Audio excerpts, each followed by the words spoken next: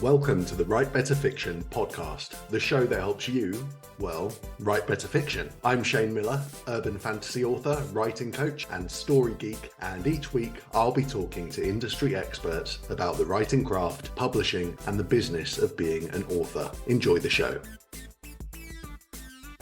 Hello, fictioneers, and welcome to episode 15 of the Write Better Fiction podcast. Today I'm chatting to myself. Yeah, you're stuck with me today. I'm talking all about the lessons I've learned from attending author conferences in 2023, so stay tuned for that. But first, it's time for Question of the Week. Last week's question from the episode on how to write thrillers with Tom Fowler was, what is your favourite genre to read and why? Laura Aberflower said, what's my favourite genre to read? It's hard to say. It would be easier to say what I don't read. I read fantasy, sci-fi, romance, mystery, thrillers, young adult, horror, even children's books. This one was more for my day job, but I wouldn't say that I don't like reading them. And most of the subgenres of these. Why? I just like all of them. Sounds like we've got a multi-genre reader on our hands. I'm exactly the same, so I completely get it. Jason Humphrey said, it's hard to say just one. I love getting lost in a world. Sci-fi is definitely a major one, mixed in with some fantasy and horror. Give me a vampire unleashed inside a space station near the planet Hoth 7, which is being attacked by lightning dragons, and I'm sorted. And Karen Heenan said, good episode. My favourite to both read and write is historical fiction. I like exploring all the ways we haven't changed over the decades and centuries. And finally, C.T. Jones said, has to be fantasy. Love the creation of new worlds and how the magic and protagonists affect that world whilst they blend cultures together too. And I'm a big fantasy reader, so I completely agree with that. No update from the writing chair this week because this episode is one huge update all about author conferences. If you want early access to episodes and exclusive access to the Fictioneer community on Discord, where you can take part in things like weekly accountability and question of the week, you can support the show on Patreon for just $5 a month. Head over to patreon.com/writebetterfiction. When I reach 50 patrons, I'm going to start recording a patron exclusive Q&A monthly where I answer all of your writerly questions. Okay, let's get into the main topic of attending author conferences. Now, when I say the word conference, for me, that instantly conjures up the image of something corporate. And if it does the same for you, I can hear you groaning already. You're picturing stuffy rooms, endless PowerPoint presentations, boring ones, not good ones, and a questionable finger buffet with food that you'd probably rather not eat. But stick with me because it's not all stale muffins and stale water cooler jokes. Author conferences are a goldmine of learning opportunities.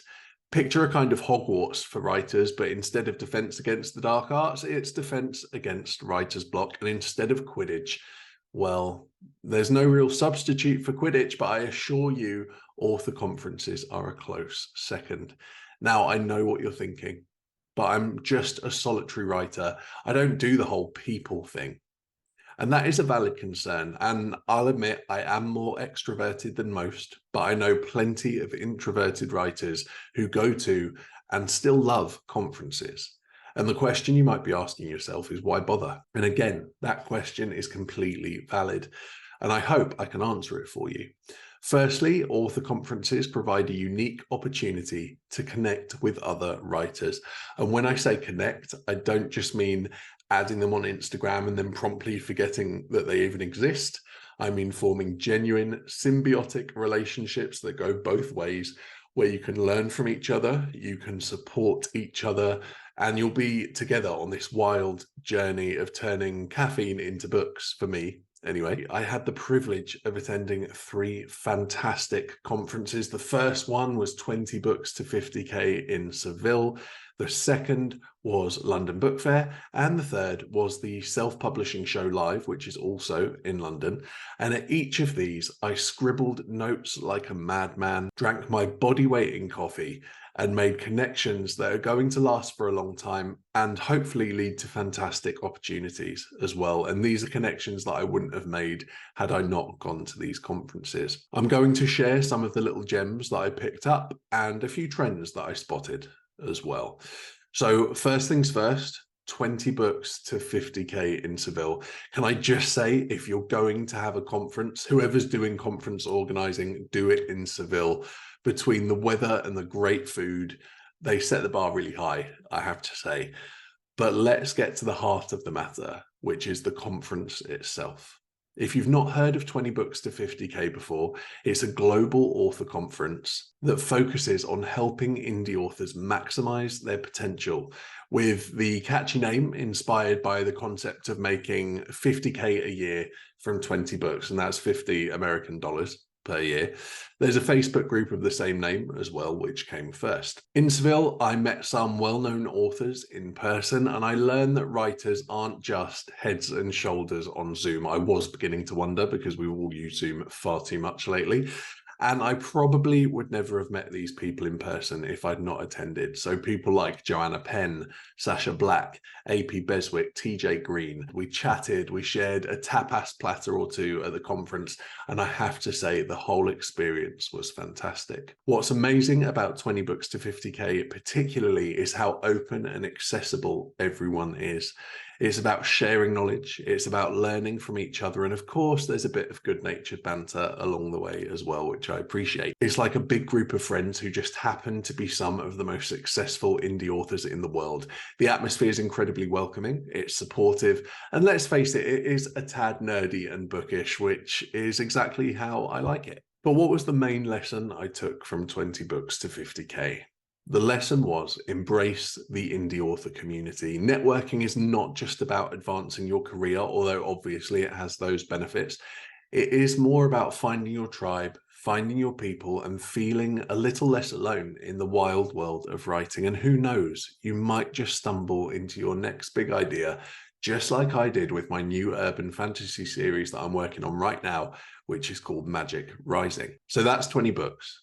Let's talk a bit about London Book Fair. I had a very different experience at London Book Fair than I had at 20 books. While I loved it because I got to reconnect with and meet more new author pals, it was my least favorite of the three conferences that I've been to this year.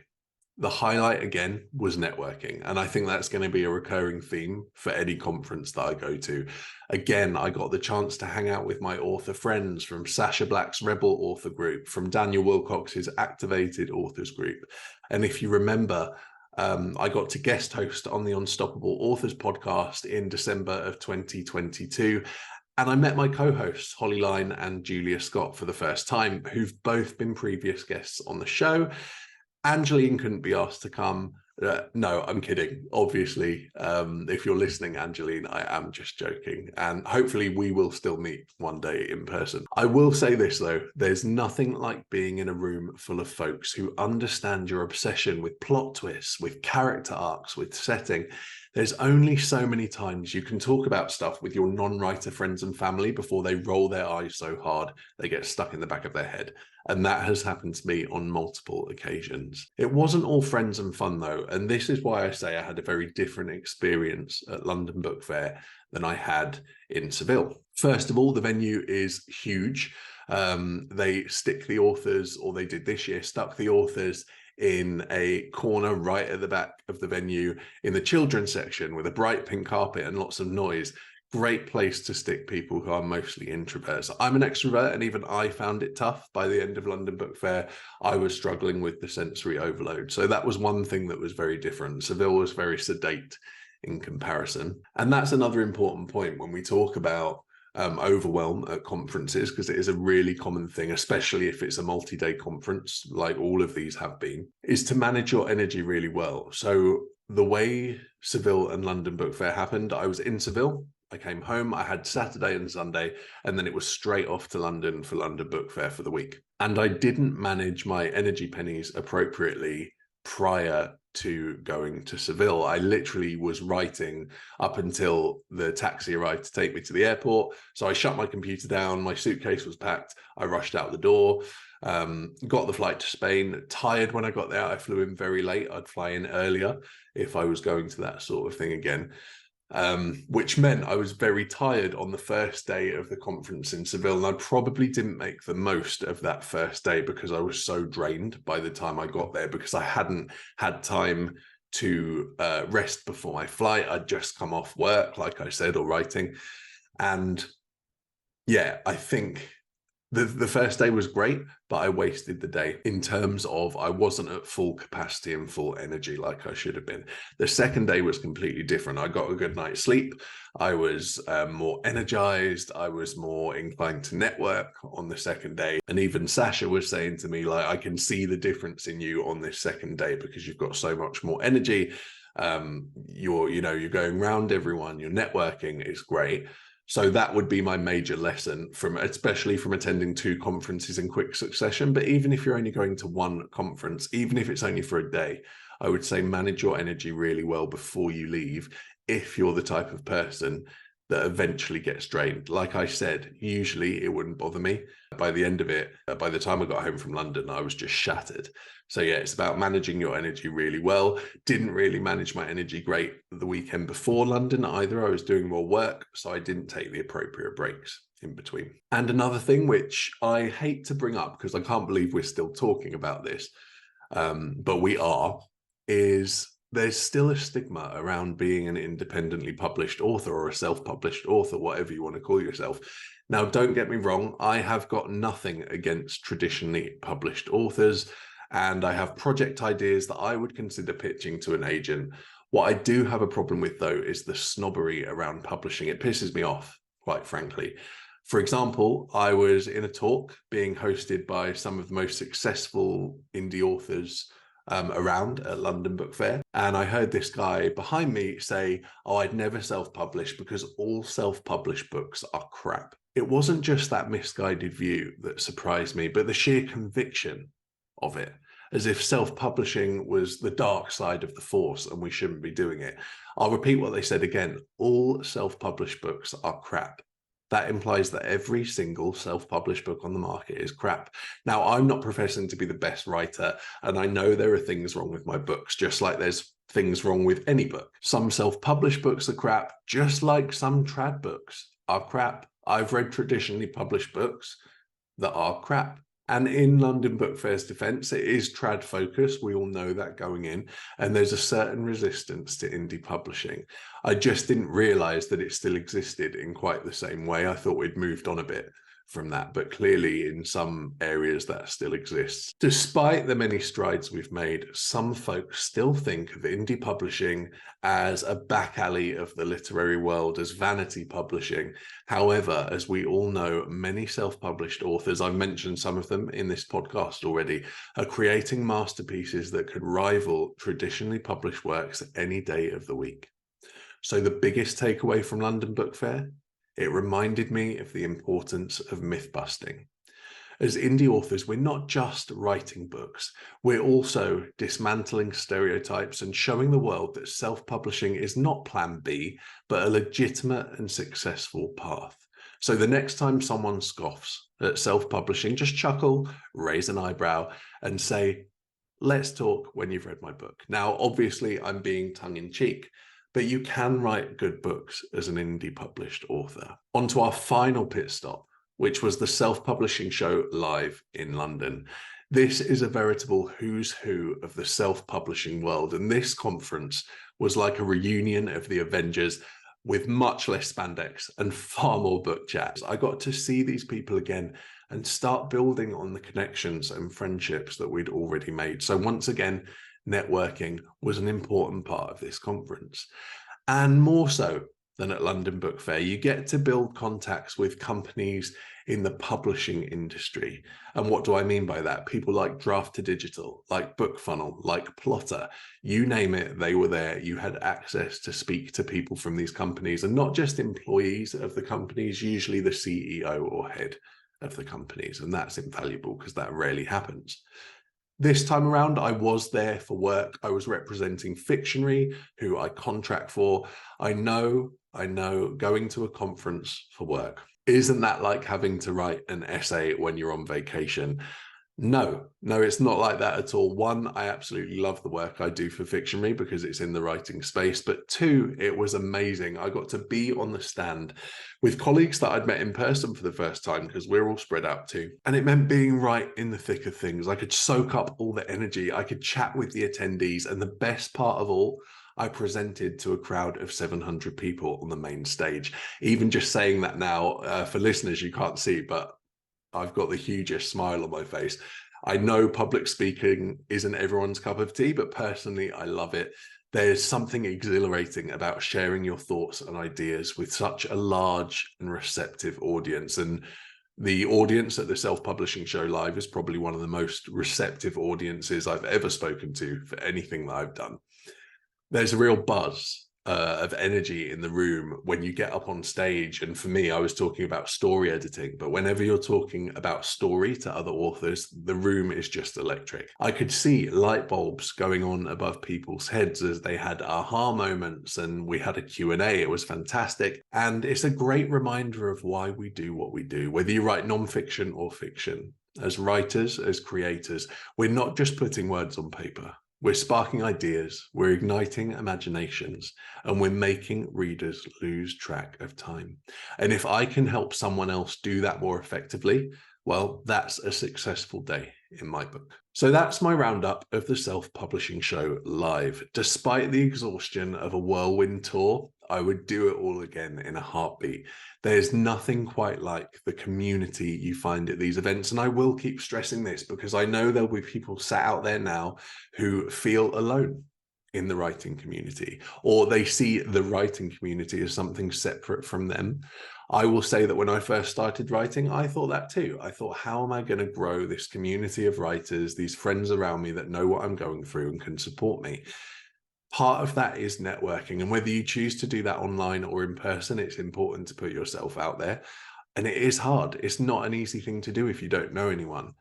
I would suggest, though, in-person events, if you can make them and if you can afford them. I'm aware that not everybody can. There are online alternatives which are just as good if you're on a budget. But if you can get to in-person events, I would highly recommend it from the community building standpoint. I've made connections and friends that I never would have met had I not attended these in-person conferences. And these are people that can advise me, mentor me, help me, but also we can just chat to each other about the nerdy stuff that only writers want to talk about. Like I mentioned before, most people, when you talk about writing, if they're not writers, their eyes glaze over. I've got a group of people now that I could talk about story with all day, and they're quite happy to do that. Okay, it's time to take a deep breath now, folks, because we're about to talk about a hot topic that was on everyone's lips at all three conferences, and that topic is generative AI.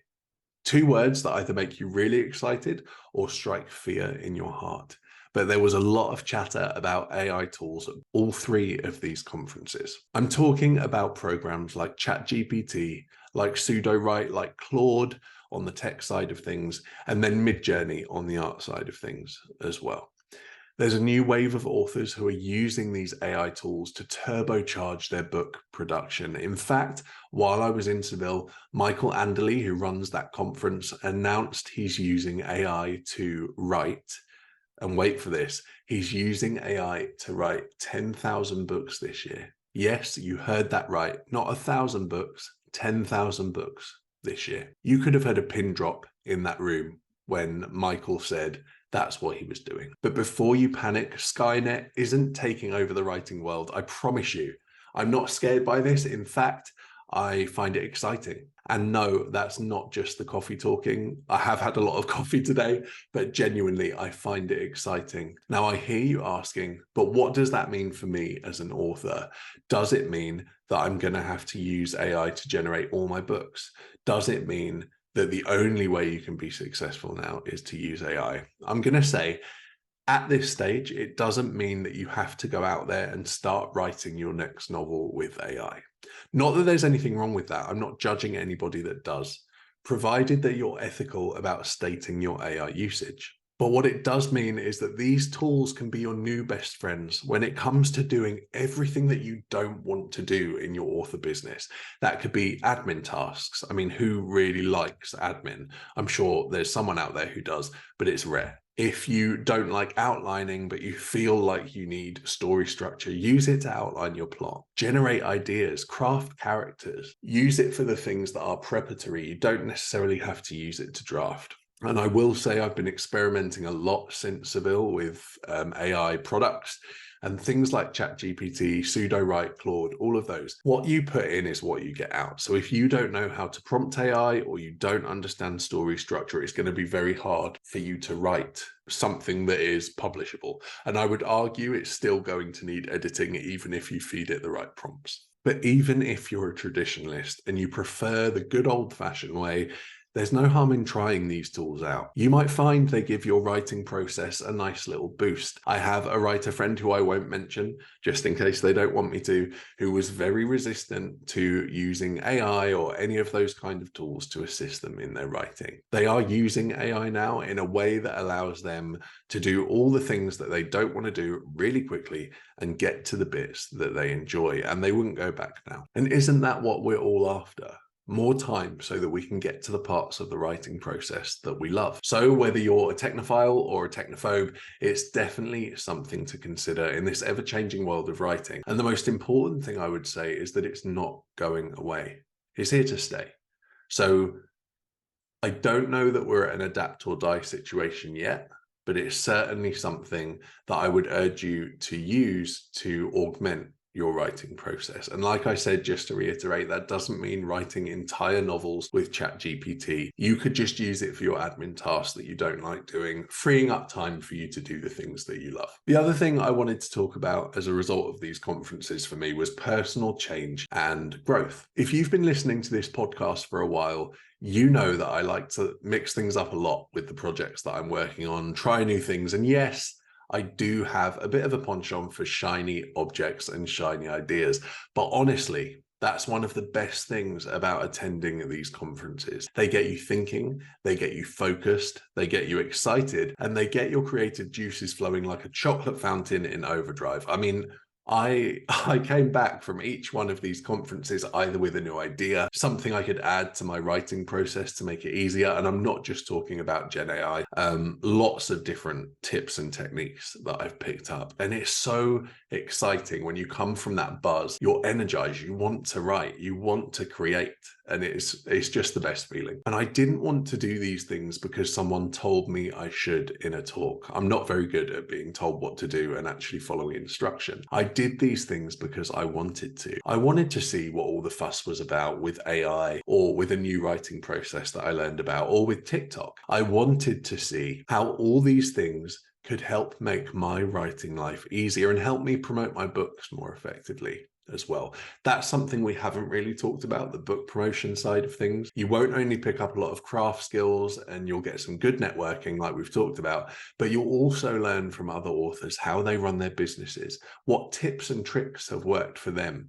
What can you adapt of theirs to put into your process to make it work? And let me tell you folks, that excitement is contagious. More than that, it was just the energy of being in a room full of authors who are just as pumped about writing as you are. Being around like-minded individuals discussing ideas, sharing war stories and scars, and exchanging battle tactics is the sort of thing that gets you out of a writing slump. So if you're sitting there thinking, wow, I wish I could feel that kind of fire and that kind of passion for my writing again, because I must admit, despite the fact that I left my day job, I was struggling to get into a routine, struggling to find the motivation to write. And these conferences were just what I needed to give me that motivation back. And I haven't stopped writing since. Then let me tell you, attending a conference just like this could be the thing that you need to do. And it doesn't have to be a huge conference. There are much smaller conferences than the one I've mentioned.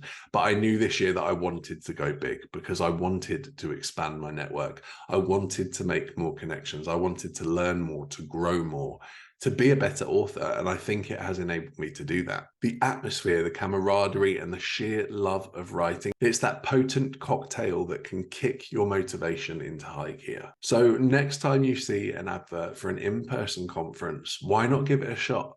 Who knows? You might just come away with a fresh perspective, a slew of new ideas, and a revitalized passion for your craft. And not only that, but you'll come away with friends for life. I hope you enjoyed this solo episode and picked up some insights on attending author conferences. Join me next week when I'll be joined by my first returning guest, Jeff Elkins, aka The Dialogue Doctor, to talk about his new craft book for writers, The Dialogue Doctor Will See You Now. Have a great writing week. Thanks for listening to the Write Better Fiction podcast. Remember to hit subscribe on your favorite podcatcher and leave a review, and we'll chat again next time.